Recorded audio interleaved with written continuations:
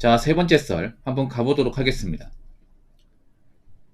댓글 컨텐츠고 영상 제목 생산지 처음 가도 400 주는데 누가 공무원 180만원 짜리를 하냐 라는 영상에 달린 댓글입니다.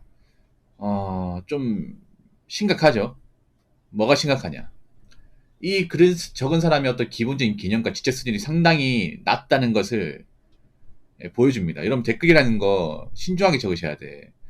여러분, 댓글 상태만 봐도 이 사람이 생각을 하고 얘기하는 건지 아니면 생각이 비어있는지, 그리고 평소에 살만한지 아니면 힘들게 사는지 다 드러납니다.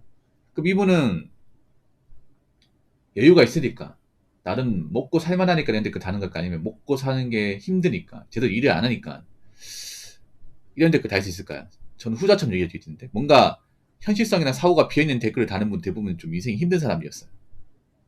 제가 본 결과. 사람이 사는 게 힘들다는 게 뭐예요? 일단 돈 버는 게 힘들고 직장을 안 다니고, 그러다 보니까 경제적으로 좀 압박을 받고, 그럼 어떻게 돼요? 이성이라는 게 완전 비어버리죠. 그렇지 않습니까? 뭐 우리가 돈을 얼마 버는지 아는 것도 우리가 일을 해야만 알 수 있는 것들이 많잖아요. 경험을 해야만. 근데 경험 비어있으면 어떻게 돼? 뭔가 동떨어진 얘기를 너무 쉽게 한다는 거예요. 이것도 그런 거죠. 음, 생산지 처음 가도 400 준다.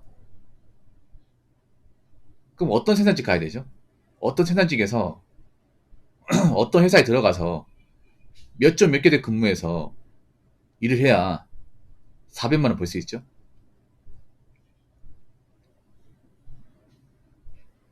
그리고 과연 이런 댓글 적는 사람은 생산직감 받아줄까?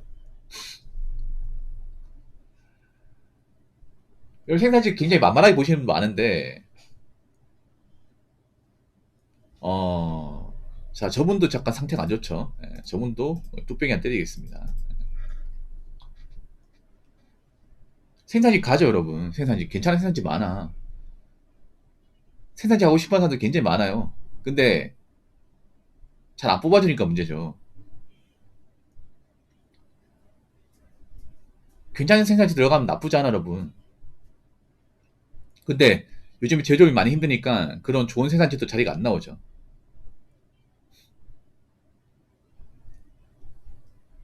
좋은 생산직도.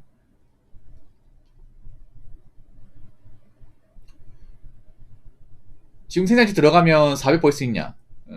결론부터 말씀드리면 힘듭니다. 힘들어요. 왜냐하면 지금은 주 52시간 제한이 걸려 있어가지고, 어, 400 버는 게 쉽지 않습니다. 400 벌려면 좀 경력이 있어야 되고, 그리고 복지가 좋은 회사 다녀야 돼요. 평달에 400 이상 벌려면 일단 상여가 한 400% 이상 주는 회사를 다녀야 됩니다. 그러면 중견기업 이상 회사를 다녀야 됩니다. 보통 중소기업 상여가 없습니다. 상여가 없어요. 그래서 400 받으려면 세전 400이면 이제 상여 있잖아요.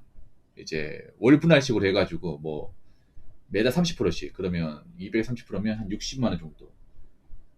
일반 기본 근무 잔업 특권 해가지고 한 330만 원 플러스 뭐 상여금만 70 해서 400. 이건 가능해요. 근데 그렇게 받으려면 보통 정규 상여금이 못해도 한 400% 이상은 돼야 될 겁니다. 근데 그 정도 회사가 중견기업이에요, 중견기업. 그럼 중견기업 생산지에 가야 됩니다. 근데 이 사람이 들어갈 수 있을까? 이렇게 뭔가 현실성 떨어지는 사람이 과연 들어갈 수 있을까? 결론부터 말씀드리면 그냥 서류에서 컷 당합니다. 서류 컷. 요즘에는 뭐 중견기업 생산직도 지원자가 엄청나게 많습니다. 많이 뽑지도 않습니다. 요즘은 제조업이 많이 힘들어서 이제 옛날처럼 막 20명 30명 뽑는 게 아니라 뭐 한 명 두 명 뽑아요. 한 명 두 명 뽑는데 2, 300명씩 지원합니다. 스펙도 좋아 이게. 뭐 전문대학점 뭐 4점대고, 뭐 산업계에서도 많이 가지고 있고, 원래 같으면 대개 생산 지원되는데 대개 생산 자리가 안 나니까 차라리 아쉬운 대로 중견기업에 다니자, 이런 사람들이 많아졌습니다. 아니 생각해요. 스펙이 아무리 좋아도 뭐 사람 안 뽑으면 답이 없는 거잖아 이게. 근데 이 사람이 과연 그만한 스펙을 가지고 있을까? 그만한 스펙을 가지고 있으면 이딴 얘기 안 하겠지. 요즘 중소 생산직도 계약직으로 많이 바뀌었다던데요. 일감 떨어진 바로 컷. 아마 많이 바뀌었을 겁니다. 바뀔 수밖에 없을 거예요. 왜냐하면 여러분, 경기가 안 좋으면 어떻게 돼요? 물량이 감소하죠. 물량이. 여러분, 이렇게 생각하시면 돼요. 지금 대기업 물량 줄이고 있잖아. 그러면 중견기업도 물량을 줄일 테고 그 밑에 중소기업도 물량을 줄일 겁니다. 그리고 밑으로 내려가면 내려갈수록 남는 게 별로 없어요. 마진이 낮습니다. 중소 같은 경우에는 먹고 살려면 이제 잔업특근까지 다 해야 돼요. 무조건 다 해야 돼. 그래야 뭐 직원들 임금 주고 회사 이제 뭐 공장 월세 내고 각종 이제 고정비 내고 남는 거 사장이 가져가는 거예요. 그런 구조입니다. 그러니까 중소기업은 필연적으로 잔업특근이 있어야 돼. 그래서 일이 많은 거예요, 중소기업. 이해되시죠? 그래서 중소기업 잔업특근이 없다 적자예요. 적자야. 무조건 적자예요. 웬만하면. 근데 지금 잔업특근이 없어요. 지금 공장 일하는 분들도 무슨 얘기하냐면 요즘에 자기가 중소기업 일하는데 주말 출근 안 한 지 오래고 잔업도 없다. 일찍 퇴근한다. 이런 말 해요. 그러면 뭐 근로자들도 고민이 많겠지만 가장 고민이 많은 사람은 사장님이에요. 이렇게 일하면요. 일이 날 수가 없어요. 이게. 그럼 어떻게 돼요? 굳이 정규직만 안 뽑는 거죠. 계약직만 뽑는 거예요. 그래서 물량이 떨어진다. 그럼 내보내면 돼요. 나오지 말라 하면 됩니다. 근데 정규직은 나오지 말라 할 수 없죠, 여러분. 합법적인 방식으로 아니면 자를 수가 없어요, 이게. 합법적으로 이제 자르려면 회사가 망해야 되는데 망하지는 않잖아, 이게. 그래서 계약직을 쓰겠다는 건 뭐냐 하면 이제 바쁠 때만 쓰고 안 바쁘면 이제 내보내겠다는 거죠. 괜히 정규직 뽑았다가 회사에서 계속 버티고 남아있으면 힘들다는 거죠.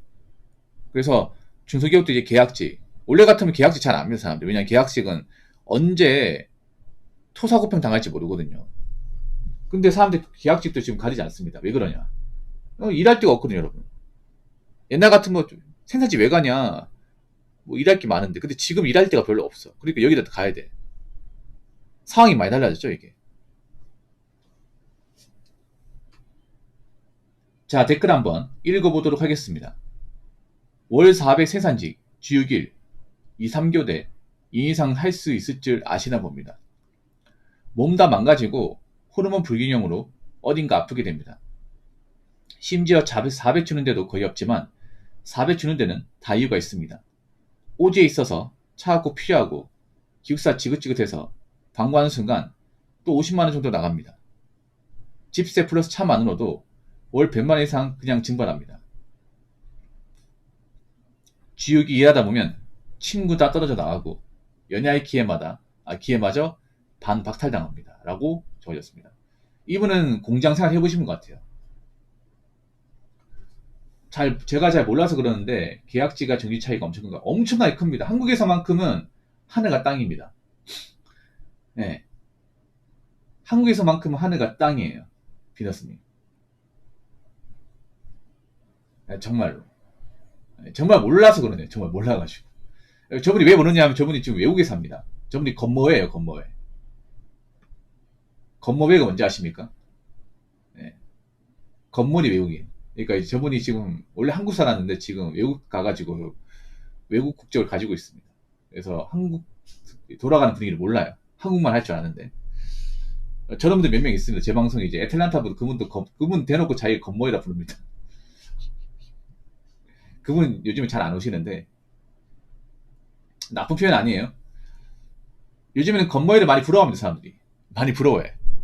왜냐, 건모이라 부를 정도면 이제 그 사람이 외국에 국적을 가지고 있는 거예요. 시민권 가지고 있는 거죠. 맞죠? 정착을 한 거잖아요. 지금 사람들이 이민 가고 싶어도 못 가는 이유가 어떻게 뭐 해가지고 먹고 살고, 거기서 어떻게 뭐 땅 사고, 시민권 어떻게 받고, 영주권 어떻게 받고, 이런 것들 사실 못 하거든. 맞잖아요. 돈이 있어야 되고, 능력도 있어야 되고.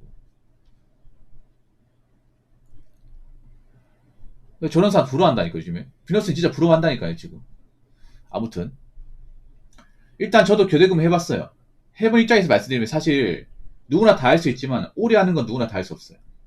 이 말씀도 드릴게요. 그러니까 누구나 뭐 기본적인 지능이나 체육 말씀은 다 할 수 있어요. 일 자체가 힘든 게 아니에요. 근데 이 지긋지긋한 일을 쥐야 밤낮으로 버티면서 하는 게 힘들어요. 네. 그러니까 뭐 잠깐 일주일에 할 수 있습니다. 근데 이거를 막 1년 내도록 한다고 하면 미칩니다. 이게. 네.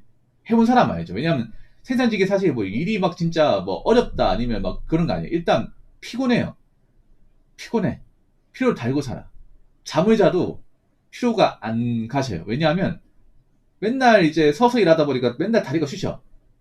네, 다리가 쑤십니다.